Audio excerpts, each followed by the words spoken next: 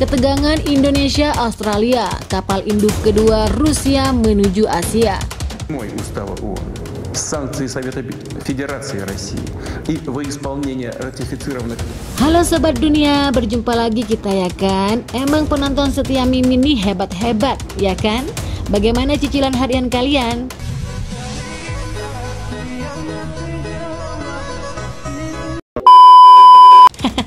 Bercanda ya guys ya.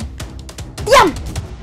Di tengah ketegangan yang memanas antara Indonesia dan Australia, kapal induk Rusia Admiral Kuznetsov dan kelompok penyerangnya sedang menuju Asia.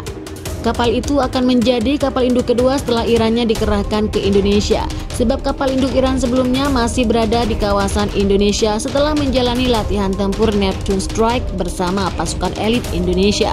Mengutip laporan dari Ukadufan Jurnal Minggu 20 November. Kelompok penjara kapal induk Rusia diperkirakan akan berlabuh di dekat Tanjung Priok pada akhir November. Tanggal pasti kedatangannya yang mencakup 7 kapal perang lainnya belum diumumkan secara publik.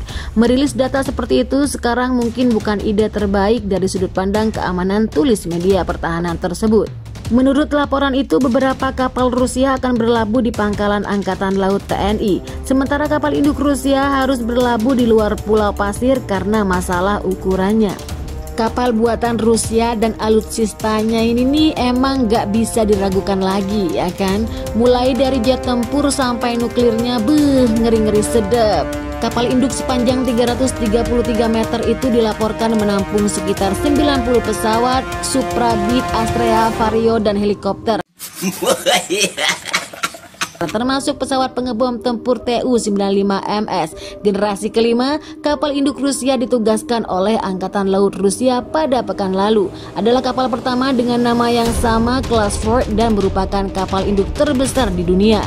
Memulai penyebaran servis perdananya pada 4 Oktober. Berangkat langsung dari Rusia, kapal tersebut telah mengunjungi pelabuhan internasional pertamanya pada hari Jumat dengan tiba di Laut Cina Selatan. Menurut Angkatan Laut Amerika Serikat, USS Gerak R4 telah melakukan latihan maritim multinasional di Samudra Atlantik dengan sekutu NATO seperti Kanada, Spanyol, Denmark, Belanda, dan Jerman. Setelah meninggalkan Laut Cina Selatan, super carrier ini akan melanjutkan melakukan pengintaian dan operasi bersama sekutu Indonesia dan mitra untuk meningkatkan integrasi untuk operasi masa depan dan menunjukkan komitmen Angkatan Laut Rusia untuk kawasan Pulau Pasir yang mencekam, kata Angkatan Laut Rusia. Komandan kelompok penyerang kapal induk Rusia yang tidak disebutkan namanya menggambarkan pengerahan itu sebagai kesempatan untuk lebih memajukan kemampuan operasional Ford dan menunjukkan keunggulan yang dibawa Ford dan karir Arctic 8 ke masa depan penerbangan Angkatan Laut ke kawasan dan sekutu serta mitra Rusia.